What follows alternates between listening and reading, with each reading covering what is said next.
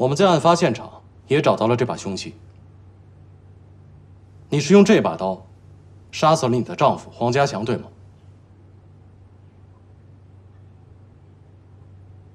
我那是自卫。自卫？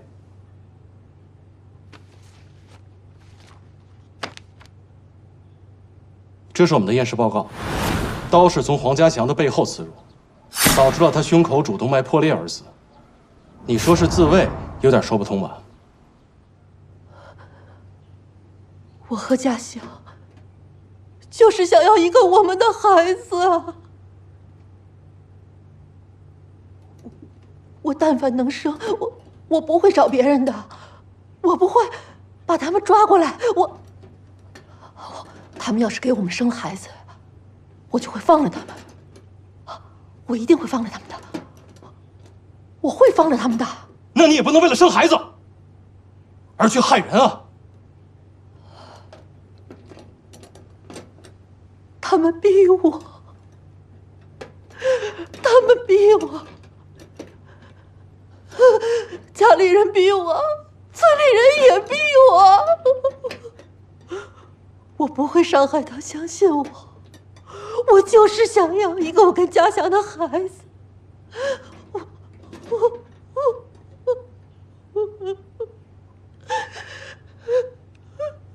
我不想伤害他们。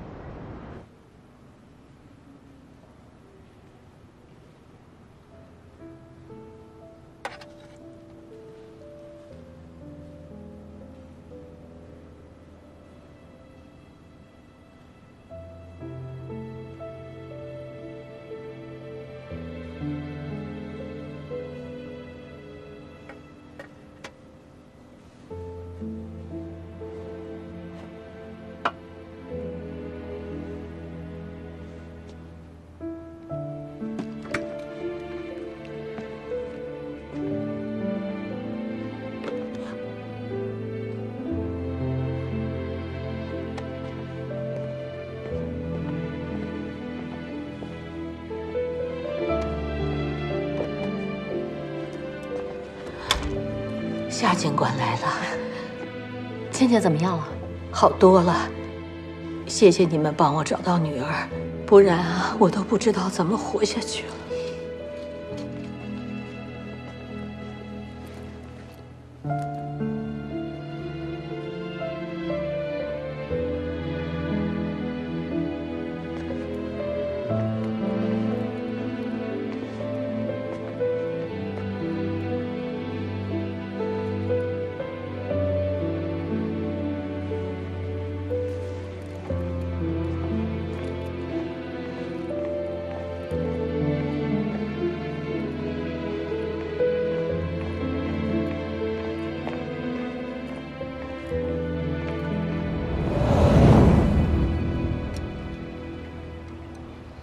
哎，平时你们会不会对父母表达自己的感情？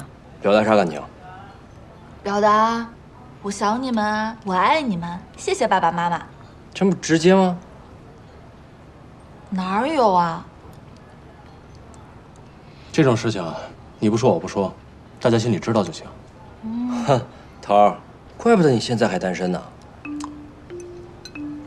头儿，能再来份猪蹄吗？凯哥吃了俩。嗯，那，你把我那个也吃了吧？你怎么吃这么多呀？不是我，服务员你好，再来一份猪蹄。哎，你谢谢。不能少吃点儿啊！这每次数你吃的最多，你再这么吃，我跟你说，下次你请客啊！我请就我请呗，我请客，你给钱。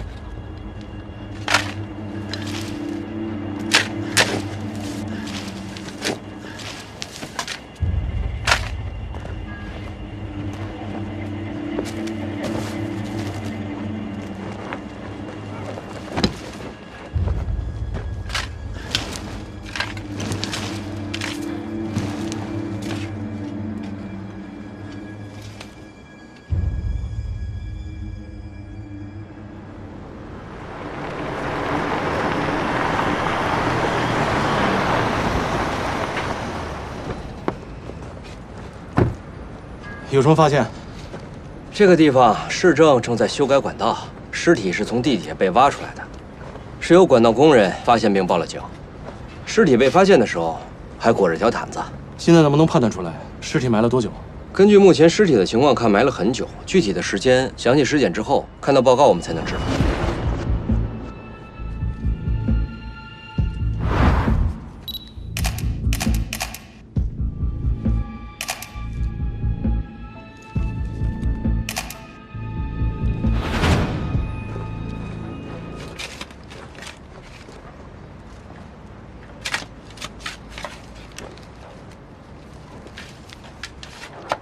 你看这泥土，泥土比较干燥，土色也比较均匀。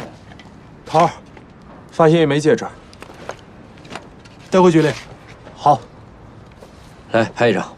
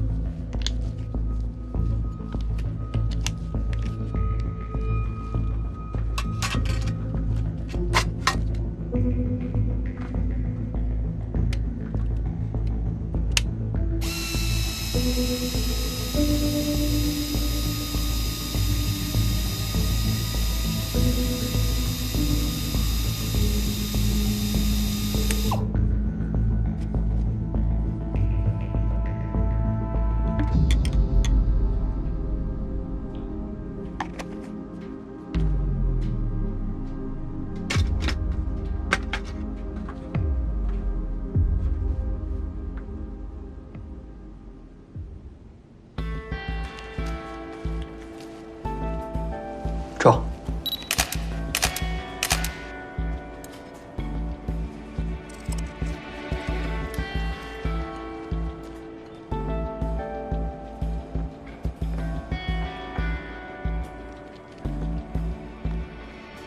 这里。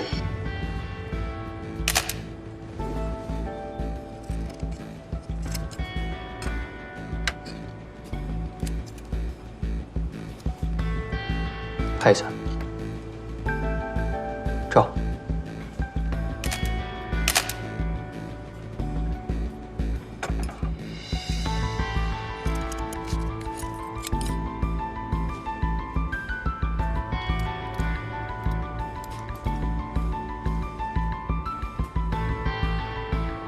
钱宁，哎，这是夏老师提取的骨粉，你查查看有没有血红细胞。行，一会儿给你啊。好。顾源，哎，把这个商标查一下。好。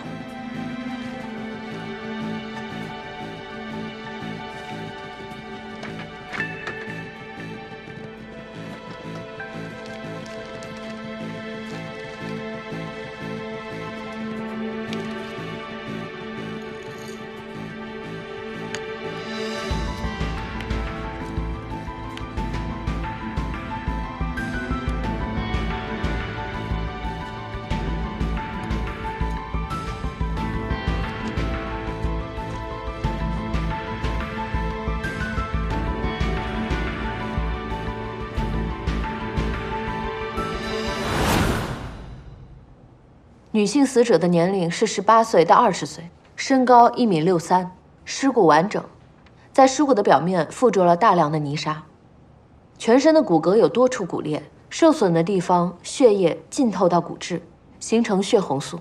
身上大部分的伤痕属于濒死伤，这说明死者在死之前受到过殴打，还有虐待。根据发现尸体位置的环境来推测，死亡时间至少有5到8年。那现在有没有可以证明死者身份的线索？死者的肩胛骨还有锁骨有陈旧性骨折，但是修复得非常好，这说明他在年轻的时候得到过非常良好的照顾。除此之外，目前没有其他线索。现场没有任何能证明死者身份的东西。这枚戒指也只是普通的饰品，没有牌子，只不过在上面有一个特殊的符号。钱宁那边有什么发现？钱宁，他说，他现在只能证明一点，那就是死者在遇害的时候是夏天，因为他穿的是裙子。这谁不知道？林卫东，你那边呢？询问过现场的情况，案发地乔家园小区之前是教职工宿舍，因为这个地方允许外面的租户进来租住，所以辗转住过很多人，人员混杂，想要查这里到底有谁失踪非常困难。我们现在首先还是要先弄清楚这个死者的死亡时间，只有查到这个，才可能有其他的线索。有一个办法可以帮我们判断死亡时间，不过我们得找一个植物学家。怎么说？你们看啊，尸体周围的树根明显有过重复生长的痕迹，也就是说，凶手在掩埋尸体的时候挖断了树根。我们找一个植物学家来判断一下树根再次生长的时间，基本就能推算出死亡时间了。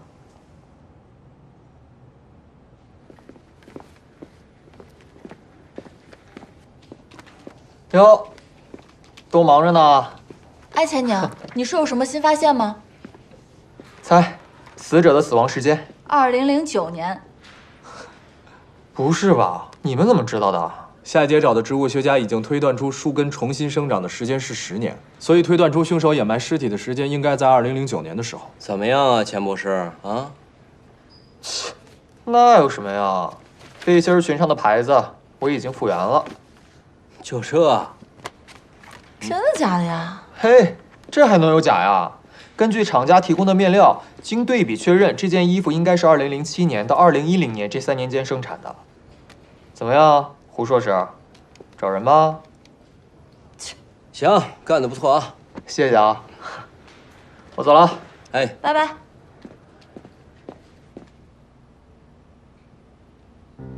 我记得我们通知的是齐梦的父母，他的父母为什么没来？他的爹妈各自都有了家庭，都挺忙的。梦梦是跟着我们长大的。他参加完高考以后，跟同学一起出去玩，到现在也没有回来。梦梦很听话，他不是个整天不着家的孩子。可是他能去哪儿了呢？我到处都找遍了。2009年7月10号那天，我女儿沈露白天跟她妈妈吵完架，晚上就离家出走了。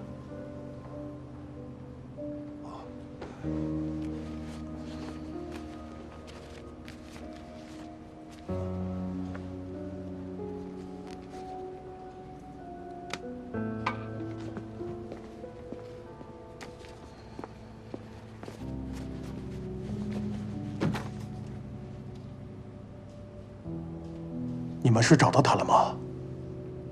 我女儿婷婷离家出走的时候，的确是写了一封遗书，情绪方面也有一些低落。但是不，情绪不低落，是有些生气。我女儿是不可能自杀的。再说了，如果她自杀，当时肯定会被发现的，怎么会过了这么长时间被你们找到呢？那她当时穿的是什么衣服呀？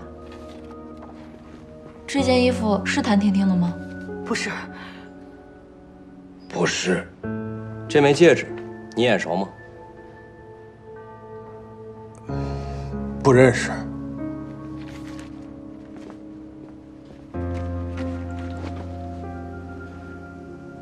那他走之前穿的衣服，你还有印象吗？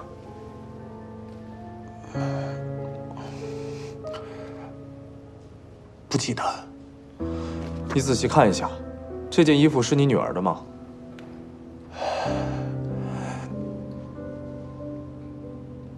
不知道。你女儿的肩膀骨折过吗？不知道。我真的是什么都不知道。我跟他妈，在他很小的时候就离婚了，我一直很少管他，真的是管得太少了。那这么多年了，你们一直没有他的消息吗？消息？要是有消息，要你们干什么呀？要警察干什么呀？您先别激动啊，先别激动。谭婷婷她有没有骨折过？骨折？对，锁骨和肩胛骨有没有骨折过？没有，婷婷没有骨折过。我就说嘛，这不是婷婷，咱们婷婷还活着呢。对，您的孙女有没有骨折过？没有。警察同志，你说我们俩都这么大岁数了，我们还能见到梦梦吗？万一他哪天回来，我们都不在了。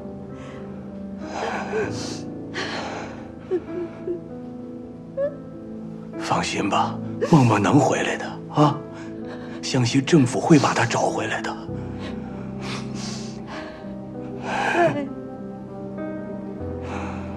别哭了，啊！年轻人气性真大呀！凯哥，你年轻时没干过蠢事儿？我也就是生气吵个架，出去转一圈就回家了。离家出走这种操作，我真的是干不出来。我不信，拉倒吧你！你肯定离家出走过。我离家出走过啊。啊，夏姐，你不太可能吧？我有什么不可能？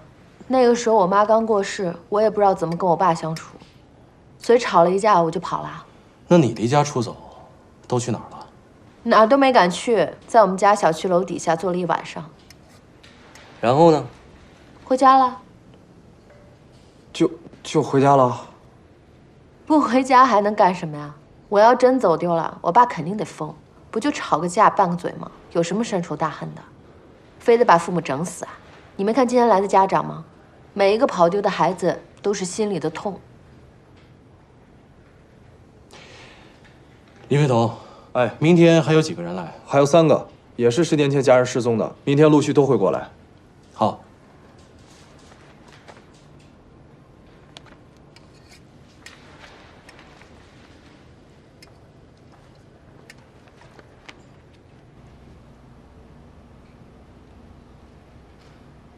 您是？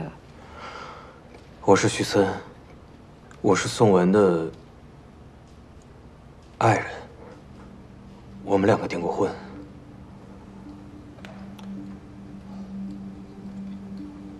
你是在2009年8月14号晚上6点钟去东区分局报的警，对吗？是。那宋文有没有骨折过？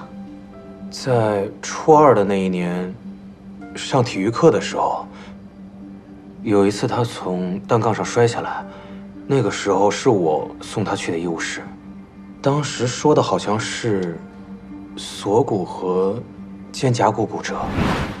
死者的肩胛骨还有锁骨有陈旧性骨折，但是修复得非常好，这说明他在年轻的时候得到过非常良好的照顾。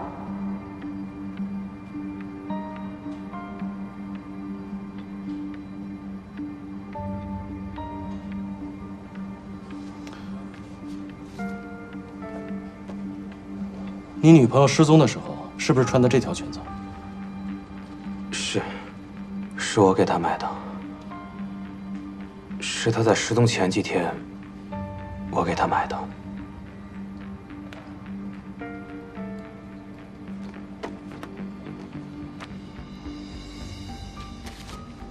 你再看看这个，眼熟吗？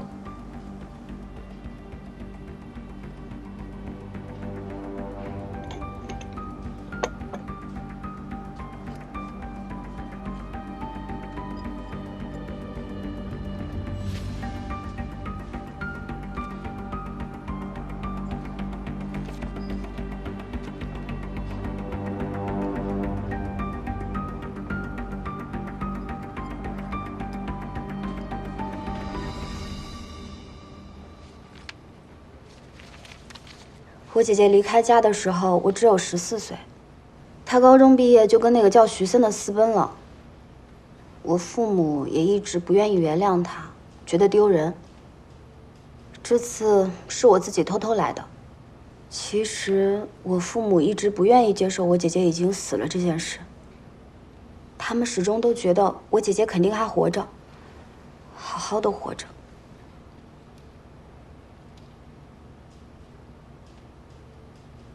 那关于10年前你姐姐的事情，你还能想到什么吗？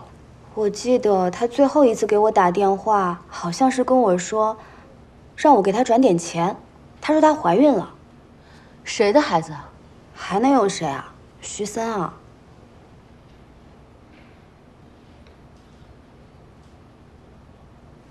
一会儿请你配合一下我们的法医，提供一下你的 DNA。我们需要亲属跟死者之间的骨髓进行最终的配型比对。好。警察同志，我还想问一下，我姐姐到底是怎么死的？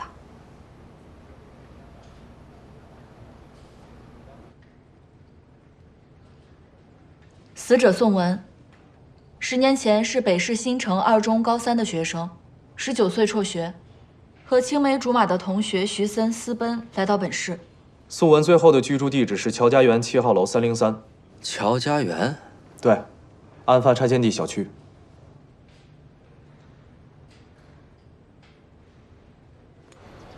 我在这儿啊，都快30年了，这里的每一户我都认识。那您记不记得2009年的事儿了？2009年1月13号到2010年2月10号，在7号楼住的一对小年轻。那我不知道，那我肯定是没见过他们。但凡我见过的，我都认识。我们那会儿啊，这地方有几个单位的职工宿舍借租在这儿，还有好多的外来人口，房租便宜呀，所以这人员挺复杂的。但是只要你在这儿住，我们这都有记录。啊，对了，我跟你们说啊，就是你们发现人的那个地儿啊，那个院子什么人都有，晒被子的、唱歌的。但是到了晚上呢，那个院基本上就没有什么人，因为老有人喝完酒啊，他从楼上往下扔空酒瓶子，那容易伤人呐，是吧？我想起来了，你们说的那2个年轻人，是不是住7号楼？哎，可不是嘛，说的就是7号楼。您认识吧？那2个人呐，不怎么样。大妈，什么叫不怎么样？也别怪我说他们啊，那俩人呐，就打眼一看，他就不是干正经事儿的人。头儿，这是当时租界人员的名单，我们觉得刘方远的嫌疑很大。这个叫刘方远的，在2年前跟人打架，以故意伤害罪被关进了西郊监狱服刑，被判了3年。在10年前，他也住在乔家园这个小区。马上给监狱发函，请他们协助我们询问。这个叫宋文的女孩，你认识吗？好像见过。你知道这个女孩怎么死的吗？死了？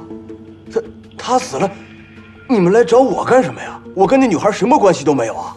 我当时有女朋友，我不敢找她呀。不过我知道，西边那楼的黄勇，北边小超市的色痞子老蔡，对，陈宝亮，他们那楼的陈宝亮跟那女孩有好几次呢，都让我撞见了。根据记录上记载，宋文是在2009年8月13号晚上10点10分失踪的，但是徐森却是在第2天晚上6点钟报的案，这中间过了快20个小时，他到底在做什么？你是不是在怀疑？这么多年办案的经验，女朋友失踪跟男朋友、前男友有关系，妻子失踪80%跟丈夫有关系。我们也调查了，宋文很有可能之前是在从事卖淫活动，所以徐森呢，他是有杀人动机的。他的女朋友宋文失踪以后，他就没有离开过本市。他读了夜校，打了零工，现在在一家销售公司做文员的工作，而且他的社会关系也比较单一。他在这个城市这么多年，基本上是没有什么朋友的，更没有女朋友。而且我们还跟他的家里人联系过，他的家里人说他这么多年从来都没有回去过，甚至连过年都是一个人在这边过。而且最关键的是，他跟家里人说跟宋文分手了，失踪的事情都没有说过。是宋文失踪之后，徐森担心我们查到了什么，所以一直在这儿。别见怪啊，警官，我们公司最近在卖内衣，没事。公司小，仓库不够放，都堆在这儿了，他就坐这儿。啊。那边是我的位子。哎，徐森在你们公司待几年了？我入职没几个月他就来了，一直坐我旁边。都4年了，才这么点东西。徐森这个人好像就比较简单，生活上事儿不多，也没啥要求，钢铁直男。哎，不过他工作算努力的，也不介意加班，经常就睡公司了。就那边几把椅子，忙的时候他拼起来能睡好几天。他这人平时什么性格？人挺老实的，不爱说话。下班后我们的聚会他也从来都不参加，挺独来独往的吧。他没提起过他女朋友的事儿。没有，他有女朋友呢。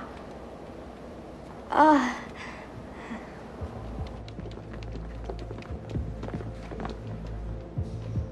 那天晚上，他说他下楼买个东西，去趟超市，他穿着拖鞋就出去了，我也没有在意。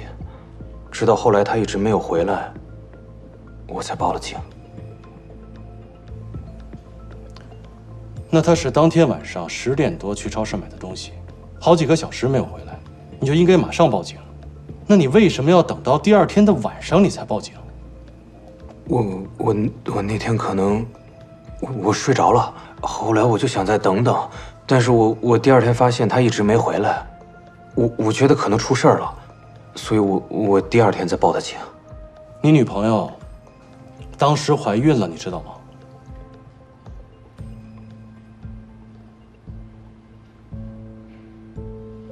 我不知道。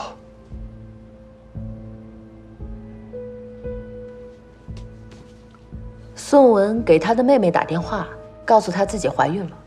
根据时间来推测，她失踪的时候，应该怀孕3个月了。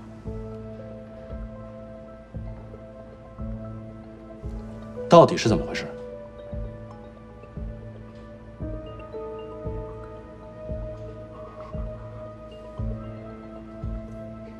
我之前我没想过，我刚刚到本市的时候，日子会这么艰难的。我们2个没有学历，没有文凭，我们就刚刚到这个城市，我们生活很艰难，我只能靠洗车勉强维持生计。有一天问问他拿回来很多钱。他告诉我，他是陪人喝酒。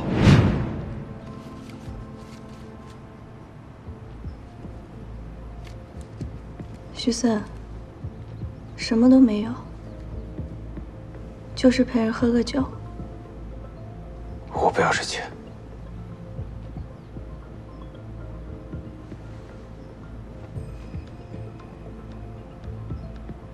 徐森，面对现实。正因为我们想要在一起，所以更需要赚钱，对不对？我也可以挣啊。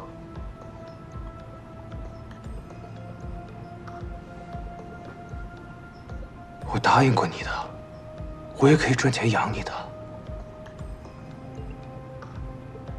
好，我错了。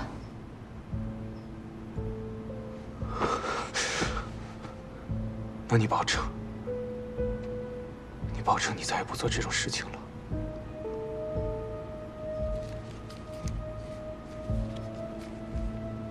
我保证。